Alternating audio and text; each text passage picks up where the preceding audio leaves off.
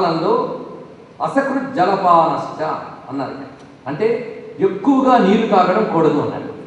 అంటే ఈ ప్రాణరక్షణ కోసం అల్పంగా జలం తీసుకోవచ్చు కానీ ఎక్కువ జలపానం కూడదు అనే విషయం చెప్పాడు. తాంబూల భక్షణం వ్రతాచరణలో కూడదు, తాంబూల భక్షణం కూడదు. అలాగే దినశయనం, దివాశయనం అంటే పగటి పూట నిద్రించరాదు. వ్రత నియమం పట్టుకున్నప్పుడు మాత్రం పగటి పూట నిద్రిస్తే ఆ వ్రతంలో ఉన్న పుణ్యాన్ని పుణ్యజనులను అసురులు భక్షిస్తారు. అప్పటి వరకు చేసినటువంటి పుణ్యాన్ని అసురులు భక్షిస్తారు. అందుకే దివాశయనం కూడదు వ్రతాచరణలో ఉన్నటువంటి వాడికి. అదేవిధంగా శారీరక సుఖముకై ఆ సమయంలో ప్రయత్నించరాదు. వీటితో పాటు కొన్ని కేవలం ఇవన్నీ బాహ్యం కనుక కొందరు చాలా మంకుపట్టి మీద సాధిస్తారు, కానీ సాధించలేని కొన్ని నియమాలు ఉన్నాయి, సాధించవలసిన నియమాలు అవి. అందుకే అవి జాగ్రత్తగా తెలుసుకుందాం.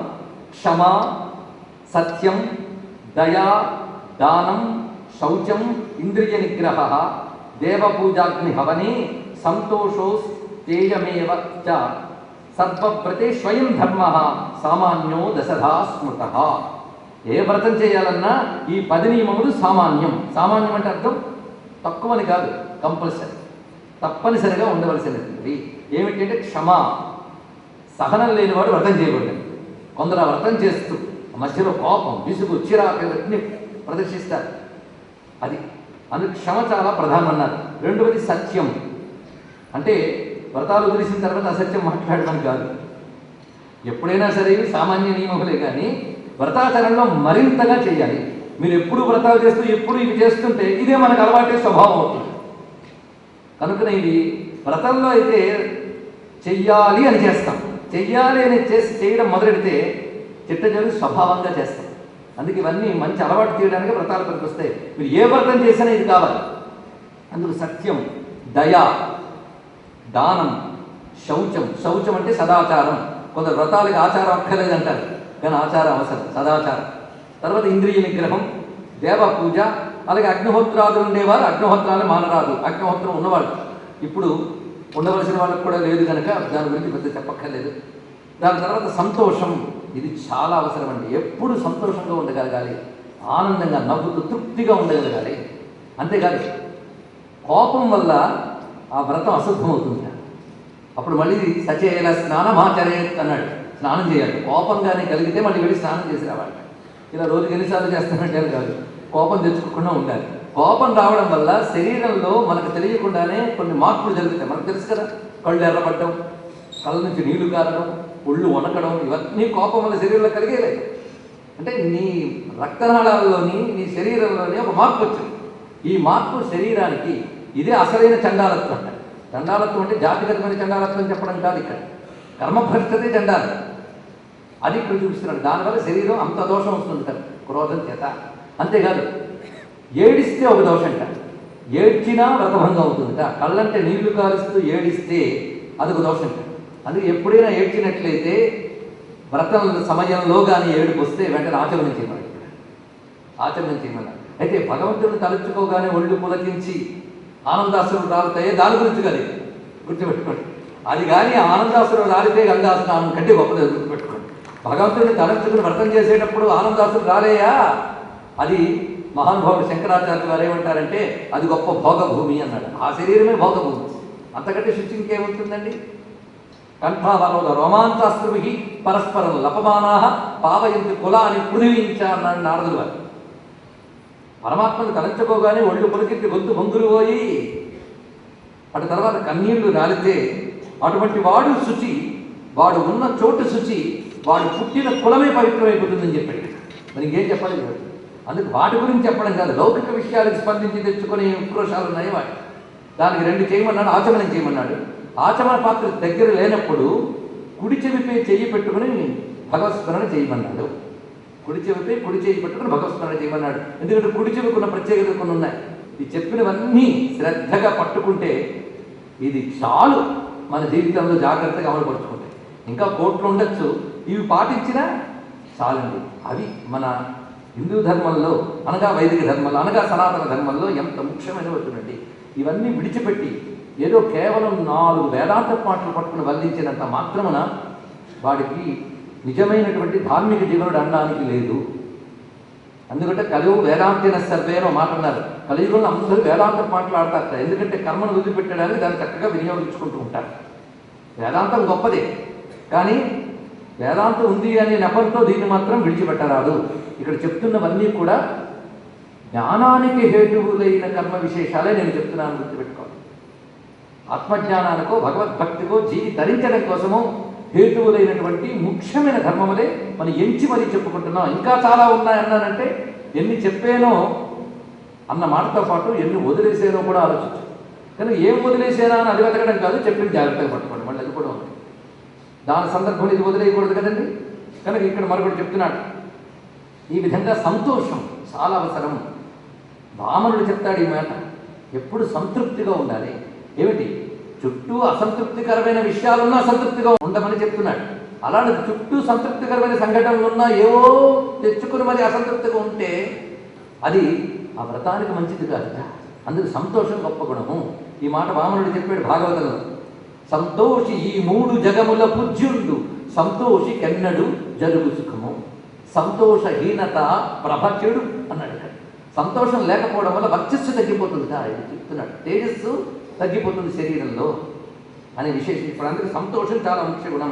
అస్థేయం, అస్థేయం అంటే తనది కాని సొమ్మును అనుభవించరాదు. ఎప్పుడు? వ్రతాచరణ సమయంలో. అంటే ఆ తర్వాత మొదలెట్టచ్చని కాదు ఇక్కడ. అప్పుడు అసలు కూడదు. ఇప్పుడు ఇంకా జాగ్రత్తగా ఉండాలని చెప్తున్నాడు. పరద్రవ్యాన్ని ఎట్టి పరిస్థితుల్లోని స్వీకరించరాదు. ఇది సర్వవ్రతేషు అయం ధర్మ సామాన్య. సర్వవ్రతంలోనూ ఈ 10 విధాలుగా చెప్పబడిన ధర్మము ముఖ్యము సుమా. ఇక నక్తవ్రతం చేసేవాడికి ఇప్పుడు ఉపవాసం చెప్పుకున్నాం.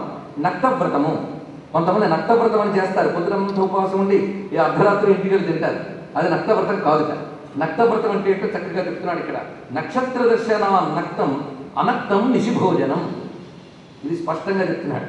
నక్షత్ర దర్శనాత్, తొలిగా వచ్చిన నక్షత్రాన్ని చూసి అప్పుడు భోజనం చేయాలి, పగలంతా ఉపవసించి. దీనికి నక్తవ్రతం అని పేరు. ముఖ్యంగా కార్తీక మాసంలోను, శివారాధనలోను, ప్రదోష వ్రతాల్లోనూ ఇది ఈ నక్తవ్రతం చేస్తారు. అందుకు నక్షత్ర దర్శన నక్తం అంతే తప్ప అనక్తం నిశిభోజనం. అది దాటిపోయి రాత్రి ఎప్పుడో తింటే అది నిశిభోజనం అవుతుంది, కానీ వ్రతం కిందకి దాన్ని స్వీకరించరాదు అని చెప్తున్నాడు. అదేవిధంగా ముఖ్యమైనటువంటి మరికొన్ని విషయాల్లో ద్వితీయతో కూడిన తృతీయ, చతుర్థితో కూడిన పంచమి, షష్ఠితో కూడిన సప్తమి, అష్టమితో కూడిన నవమి, ఏకాదశితో కూడిన ద్వాదశి, చతుర్దశితో కూడిన పూర్ణిమ, పాడ్యమితో కూడిన అమావాస్య, ఇవి కానీ వస్తేట అది గొప్ప యోగం. అలాంటి వాటిని వ్రతములకు చక్కగా వినియోగించుకోవాలి. అంతేకాదు వ్రతం ప్రారంభించిన తర్వాత కానీ స్త్రీకి రజో దర్శనమైతే అని చెప్తున్నాడు ఇక్కడ. రజో దోషం కానీ ఏర్పడితే వ్రతాన్ని కొనసాగించరాదు. తదనంతరం మళ్ళీ చేయవచ్చు. అప్పుడు ఆమెకు వ్రతభంగ దోషం రాదు. ఇది చెప్తున్నాడు. అంతేగాని ఏం పర్వాలేదండి ఆ సమయంలో కూడా చేయొచ్చు అన్నారు అంటే అన్నవాడు కూడా పాపాత్ముడు అని అర్థం. ఆ సమయంలో వ్రతాచరణ, మంత్రజపము ఇత్యాదులు కూడదు. ఇది ప్రత్యేకంగా చెప్తున్న. స్త్రీణాం రజో హన్యా వ్రతం నహి అన్నారు ఇక్కడ. అంటే స్త్రీకి రజోదోషము వ్రతాన్ని దెబ్బతీయదు అనేటువంటి విశేషం. కానీ ఆ సమయంలో ఏదైనా దానాదులు సంకల్పించుకుంటే ఆమె పేరు మీద ఇతరులు ఎవరైనా ఆ దానాదుల్ని చేయవచ్చు అన్నారు. ఒకవేళ చేస్తున్న వ్రతంలో కొంతమంది హఠాత్తుగా, కొంతమందిని చూస్తూ ఉంటామండి, ఇవి అన్ని చోట్ల జరుగుతాయని చెప్పం, కానీ కొందరి స్వభావం చాలా ఉద్రేకంగా ఉంటుంది. నిగ్రహణం ఇవన్నీ చెప్తున్నంతసేపు చాలా బాగుంటుంది, కానీ స్వభావత తెచ్చుకోవడం మహాకష్టం. ఏది నిగ్రహం అనేది. ఎందుకంటే ప్రారంధాలు ఒకటి ఉంటాయి, అవి ఇచ్చే వాసనలు చాలా ఉంటాయి. అందుకే వాసనాక్షయం అంటే అంత తేలిక కాదు. ఎన్ని మంచి మాటలైనా, ఎన్ని హితోపదేశాలైనా చెప్పవచ్చు, కానీ మన దాకా వచ్చేటప్పటికి చాలా ప్రమాదం. కొందరికి అసహనం, నోరు తూలడం, మహాకోపం ఇత్యాదులు ఉంటూ ఉంటాయి. అవి ఏర్పడితే వ్రతాలు దెబ్బతీసుకున్న వాళ్ళు ఉన్నారు. కొంతమంది సమూహంగా వ్రతం చేస్తూ చేస్తూ మధ్యలో ఒకరిపై ఒకరికి పంతాలు కలిగి చేతిలో ఉన్నటువంటి దేవతా పాత్రల్ని, యజ్ఞ పాత్రలను కూడా కింద పగలగొట్టేసి వ్రతాలను దెబ్బతీసిన వాళ్ళు కూడా చూస్తూ ఉంటాము. ఇలా కానీ ఎక్కడైనా కోపం వస్తే వ్రతంలో దానివల్ల వ్రతభంగం జరుగుతుంది. అప్పుడు ఏం చేయాలి? క్రోధాత్, ప్రమాదాత్, లోభాత్ వ్రతభంగో భవేద్యది అన్నాడు. నేను కొన్ని శ్లోకాలే చెప్తున్నాను, ఎందుకంటే నేనేదో కల్పించాను అనుకోకుండా.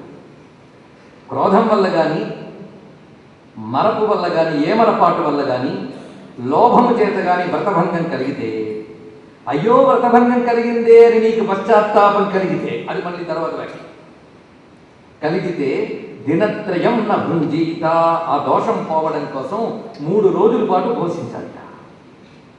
దినత్రయం న భుంజీత. తర్వాత ఏం చేయాలంటే శిరసో ముండనం భవేత్, తల ముండనం చేయించుకుని మళ్ళీ పశ్చాత్తాపంతో తిరిగి పంచగవ్య ప్రార్థన చేసి వ్రతాచరణ ప్రారంభించుకున్నాడు. ఈ శిరోముండనం అనేది పురుషులకు మాత్రమే, అది తెలుసుకోవాల్సింది. వ్రతాచరణ చేస్తూ అనారోగ్యం ఏదైనా కలిగితే అప్పుడు అతన్ని కర్తగా పెట్టి ఇంకెవరైనా వ్రతాన్ని కొనసాగించవచ్చు అనే విషయాన్ని కూడా చెప్పారు. ఇప్పుడు ఈ చెప్పినవన్నీ సర్వవ్రత సామాన్య నియమాలు. మనం ఇప్పుడు వరకు చెప్పుకున్న అన్ని వ్రతములకి ఇవే నియమములు. కనుక ఇందాక చెప్పిన 10 మిగిలిన ధర్మములను కూడా పాటిస్తూ వ్రతాచరణ చేయాలి, ఇది చెప్పాడు.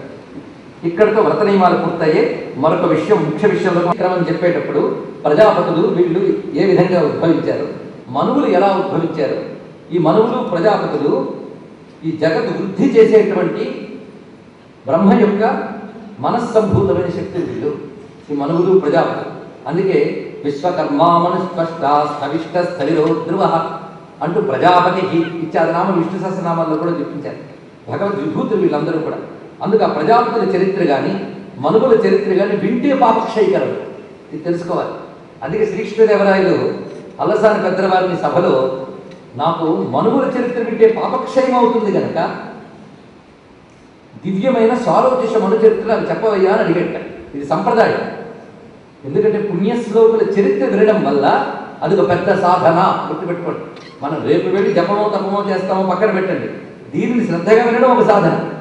అందుకు ఆ కావ్యాన్ని రచించి నా పేరు నిలబెట్టి నన్ను ధన్యుని చేయండి అని అడిగాడు కృష్ణదేవరాయలు. ఆయన సంప్రదాయం తెలుసు కనుక అందుకు పెద్దవారు సారోచిష అనుభవ సంభవం పేరుతో అద్భుతంగా మను చరిత్ర రచించారు. ఏ మనువు చరిత్ర విన్నా, ఏ ప్రజాపతి చరిత్ర విన్నప్పటికీ కూడా మనకు పాపక్షయం అవడమే కాకుండా జీవితానికి మార్గనిర్దేశనం చేస్తుంది. అలాంటి ప్రజాపతుల చరిత్రను వర్ణిస్తూ దక్ష ప్రజాపతి ఇత్యాదుల చరిత్రను కూడా తెలియజేసి ప్రత్యేకించి ఇప్పుడు మరొక ప్రజాపతి మరొక మనువు వీళ్ళిద్దరికీ సంబంధించిన చరిత్రని చెప్పడం నెపంతో మనకి పితృదేవతా వ్యవస్థకి సంబంధించిన ఒక అద్భుతమైన విజ్ఞానాన్ని నారాయణుడు గరుత్మంతుడికి తెలియజేస్తున్నాడు. అది పరంపరాగతంగా మనకి వ్యాసదేవుని ద్వారా లభించింది. దాన్ని మనం తెలుసుకుంటున్నాం. రుచి ప్రజాపతి పూర్వం నిర్మమో నిరహంకృతి అత్రస్తోమితమాయీ చచార పృథివీమా. ప్రజాపతుల్లో రుచి ప్రజాపతి అని ఒకడున్నారు.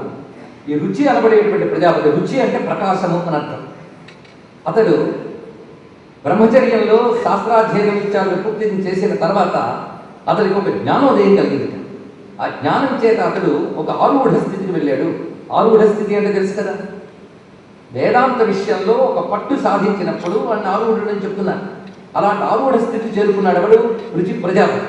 ఈ ఆరూఢ స్థితి వల్ల అతడు నిర్మమో నిరహంకృతి, అతడి మమకారం అహంకారం రెండు లేవు. అంటే ఇంతకంటే ఇంకేం కావాలంటే స్థితప్రజ్ఞ లక్షణం వచ్చింది అతడికి.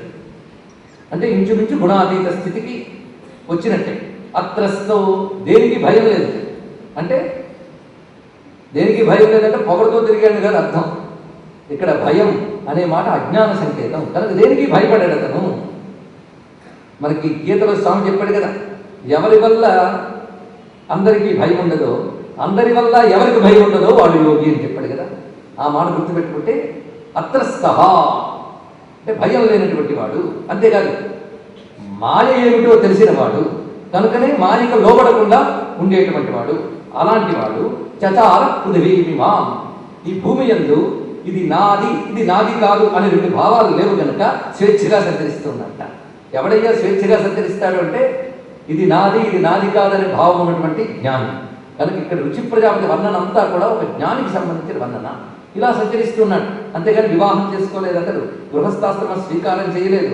కేవలం అతడి జ్ఞానము చేత అన్ని విడిచిపెట్టి స్వేచ్ఛగా సంచరిస్తూ ఉన్నాడు. ఇలా అతడు తిరుగుతూ ఉండగా అప్పుడు ఒక రోజున ఆయన ముందు కొన్ని తేజస్వరూపాలు కనబడ్డాయి.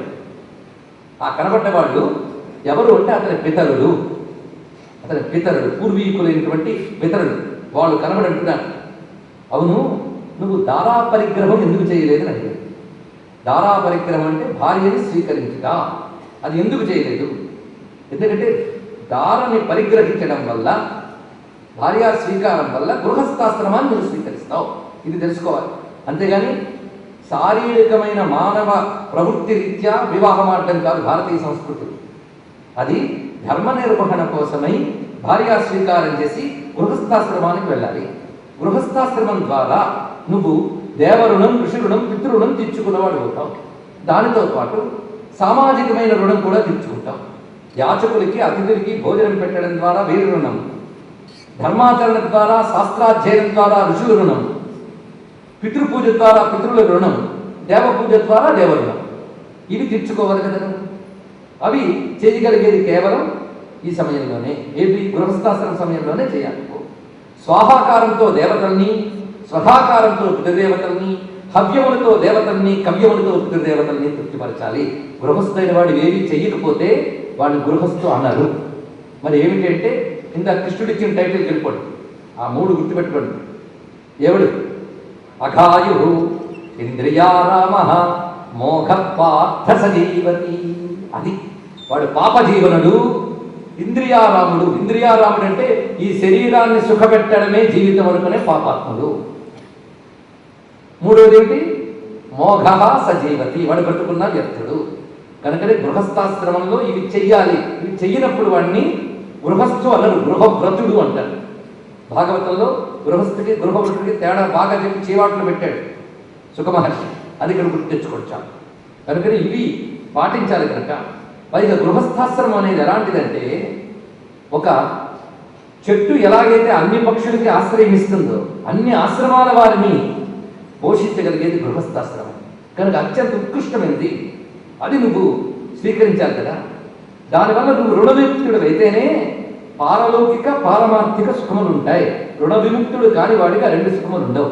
కనుకనే నువ్వు దీన్ని స్వీకరించాలన్నారు. ఇక్కడ ఈ వాదన మనకు చాలా ముఖ్యమైనది. ఎందుకు ఈ ఘట్టాన్ని ఇక్కడ చెప్పాడో చూడాలి. ఎందుకంటే వేదాంత విద్యని గరుడ పురాణం చాలా పెద్ద స్థాయిలో ఇచ్చింది, ఇస్తోంది. మొట్టమొదటి లోపల దాచిస్తుంది, తర్వాత బయటకు తీసి చూపిస్తుంది. ఇక్కడ ఒక చర్చ చేస్తున్నాడు. ఇదంతా కూడా ప్రతి వారికి పనికొచ్చే చర్చ. అప్పుడు రుచి తన పితరులకి నమస్కారం చేసి అంటున్నట్ట, మీరు చెప్పింది చాలా బాగుంది, కానీ నేను చెప్పే శాస్త్ర ప్రమాణాలు వినండి. జీవితంలో పరిగ్రహం అంటే ఒకదానిని స్వీకరించుట అనేటటువంటిది బంధహేతువు. అంతే కదా. పరిగ్రహణం బంధహేతువు, అపరిగ్రహం మోక్షహేతు. కనుక ఇది నాది అని దాన్ని స్వీకరించడం బంధహేతు. కనుక దారా స్వీకారం, గృహస్థాశ్రమ స్వీకారం, అందులో విషయములు అనుభవించడం, ఇవన్నీ కూడా బంధహేతువు కదా. మీరు చెప్పినది లౌకికులకైతే సరిపోతుంది, కానీ మోక్షం కావాలనుకుని తప్పించేవాడికి వీటి అవసరం ఎంతవరకు? ఈ కర్మలంపటులై మళ్ళీ కర్మలు ఆచరిస్తూ కర్మల్లో పడి తిరగడం, ఆలంచు మెడగట్టి దానికి నపత్య శ్రేణి కల్పించి దర్బాల వ్రాతమునిచ్చి పుచ్చుకొను సంబంధము గావించి ఆ మలార్కంబున బాంధవంబరడి త్రాటం కొందరం త్రిప్పగా శీల అమర్చినట్లు సగతే శ్రీకాళహస్తీశ్వర అన్నాడు కదా మహాకవుడు. అందుకే ఇవి ఒకటి నుంచి అలా చుట్టుకుని వెళ్ళిపోతాయి, ఒక మోహాల్లోకి దిక్కుతాయి, కర్మల్లోకి దిక్కుతాయి. కనుక నాది అనే దాన్ని స్వీకరించడం వల్ల ఒక్క మమత్వం చాలు కదా కర్మల్లోకి దిక్కుపోయారు. కనుక మీరు చెప్పిన దారా పరిగ్రహం, గృహస్థాశ్రమం అనేది క్రమంగా విషయాలు అనుభవించడం కోసం వాళ్ళ నుంచి వచ్చిన పుత్రుడు, వాళ్ళ మీద మోహం ఎక్కడికో తీసుకోవాలి. కనుక మీరు చెప్పిన ఈ మార్గం సరైనది కాదు. మిగిలిన వారికైతే ఓకే, కానీ ఆత్మ విషయంలో ఎరుక కలిగినటువంటి వారికి ఇది పనికిరాదు. మీరు అన్నారే పాపం వస్తుంది లేకపోతే అని, కానీ ఆత్మజ్ఞానం కోసం తప్పించేవాడికి ఆ ఆత్మ విచారణే శుద్ధుణ్ణి చేస్తుంది. ఇది చాలా గొప్ప మాట. తత్వం ఎంత దగ్గర చెప్తున్నాడు ఎవరు? రుచి ప్రజాపతి. ఇందులో దేన్ని ఖండించలేం, అంత గట్టిగా చెప్తున్నాడు. కనుకనే ఇక్కడ గొప్ప మాట అన్నాడు, ఆత్మ తత్వజ్ఞానంతో యా. ఆత్మ అంటే ఇక్కడ మనస్సు అని అర్థం. చిత్తశుద్ధి కలగాలి అంటే తత్వజ్ఞానతోయా, తత్వజ్ఞానం అనేటువంటి జలముతో. తత్వజ్ఞానం అంటే సత్య విచారణ. సృష్టిలో ఏది అసత్యం, ఏది సత్యం, ఆత్మ అంటే ఏమిటి, అనాత్మలు అంటే ఏమిటి, ఇవన్నీ గురుముఖత శాస్త్రము ద్వారా విని ఆత్మ ఏదో చింతన చేస్తూ అనాత్మల్ని విడిచిపెడుతూ నిరంతర విచారణ చేయడం, ఇదంతా వేదాంత శాస్త్రం. అది చేయడం చాలు కదా చిత్తాన్ని శుద్ధి చేయడానికి. మళ్ళీ ఈ కర్మలంపటాలు ఎందుకు అంటూ కేవలం ఈ ఆత్మజ్ఞానం అనేటువంటి జలము ద్వారా నా చిత్తాన్ని సిద్ధి చేసుకుని మోక్షం పొందవచ్చు కదా, మళ్ళీ ఇవన్నీ కూడా ఎందుకు అని నిష్పరిగ్రహ వ్రతము గొప్పది అని ప్రతిపాదించాడు. వాళ్ళు దారా పరిగ్రహం చేయమంటే ఈయనేం చెప్పాడు? నిష్పరిగ్రహం అని చెప్పాడు. దానికి మళ్ళీ సమాధానం చెప్తున్నారు పితరుడు. వత్స చెప్తున్నారు, నువ్వు ఒకటి అన్నావే, ఇంద్రియాలను జయించిన వారికి, అది కూడా అన్నాడు ఎవరు? రుచి. తత్వజ్ఞాన జలంతో చిత్తాన్ని శుద్ధి చేసుకోవచ్చు ఎవరు? జితేంద్రియై. ఆ మాట అన్నాడు, చాలా ముఖ్యం. చూడండి, ఇంద్రియాలను జయించగలిగిన వారు తత్వ విచారంతో చిత్తం శుద్ధి చేసుకోగలరు. ఇంద్రియ జయం లేని వారు మీరు చెప్పినట్టు గృహస్థాశ్రమం స్వీకరించవచ్చు. అదన్నాడు. ఎంత చక్కటి మాట చూడండి. అందుకే ఇంద్రియ జయం ఉన్నటువంటి వాళ్ళకి తత్వ విచారణ సరిపోతుంది. ఇంద్రియ జయం లేని వాళ్ళు మాత్రం తత్వ విచారణ మాట్లాడకూడదు. కొంతమంది కర్మ వదిలించుకోవడానికి కోసం వేదాంత వాక్యాలు చెప్తూ ఉంటారు. వీళ్ళకి ఇంద్రియ జయం లేదు. ఎందుకంటే అవతల వాడు ఒక్క మాట అన్నాడు మహా కోపం వస్తుంది వాళ్ళకి, అంత వేదాంతం చెప్తూ కూడా. ఇంకే ఇంద్రియ జయం అండి. కనుక ఇంద్రియ జయం ఉన్నటువంటి వారు తత్వ విచారణతో చిత్తశుద్ధి తెచ్చుకోగలరు. మీరు చెప్పినట్టు ఈ కర్మలు వారికి అక్కర్లేదు కదా అన్నాడు. నిజమా లేదు? వినడానికి బాగుంది కదా, కానీ ఒప్పుకోలేదు ఎవరు? పితరులు. వాళ్ళు ఖండిస్తున్నారు ఈ మాటని. ఏమనంటే, నాయన నువ్వు చెప్పింది చాలా బాగుంది. ఇంద్రియ జయం ఉన్నవాడు గృహస్థాశ్రమాన్ని విడిచిపెట్టవలసిన అవసరం లేదు. ఎందుకంటే నీకు ప్రస్తుతం ఇంద్రియ జయం ఉండవచ్చు, కానీ జీవుడిగా ఉద్భవించిన నీకు కొన్ని రుణములు ఉంటాయి. ఎందుకంటే ఈ శరీరంతో సాధన చేసే కదా ఏమైనా తెలుసుకున్నాం. కానీ ఈ శరీరం ఎవరి నుంచి వచ్చింది? ఈ ఇంద్రియ శక్తులు సూక్ష్మమైన దేవతల వల్ల వచ్చింది. అలాగే ఈ శరీరం పితృగర్భంలోంచి మాతృగర్భంలో ప్రవేశించి రూపుదిద్దుకుని వాళ్ళ చేత పోషింపబడి వచ్చింది. అది వచ్చినప్పుడే కదా నువ్వు ఇంద్రియజయమైన ఆత్మవిచారణ ఇన్ని మాట్లాడు.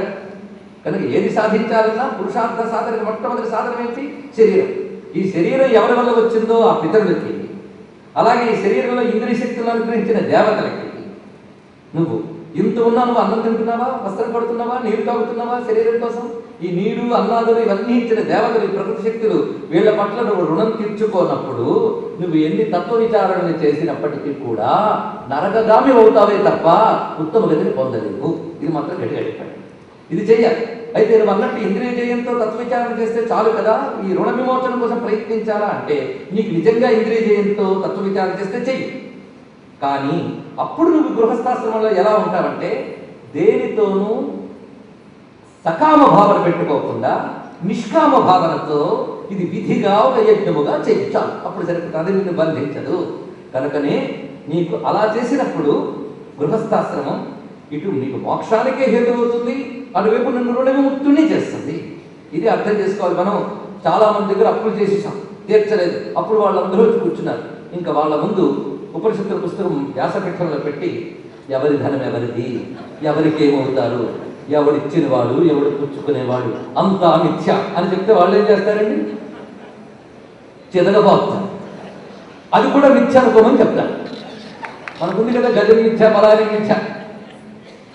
పురాణం చెప్తున్నట్టు అంతా మిథ్య అన్నట్ట. ఈ లోపల పెద్ద ఏనుగు వచ్చింది, అందరూ లేచి పారిపోయేట. అక్కడికి చెప్తున్న పండితులు కూడా పరిగెట్టట. అప్పుడు అడిగేట, స్వామి అన్నీ మిథ్య అన్నారు కదా, గజం కూడా మిథ్యే కదా అంటే, నా పలాయనం కూడా మిథ్య అన్నట్టు. ఇది గజం మిథ్య, బలాయనం మిథ్య. కనుక ఇట్లాంటి మాటలు కుదరవయ్యా అని పితృదేవత మూర్తికి వెళ్ళి పెట్టాను.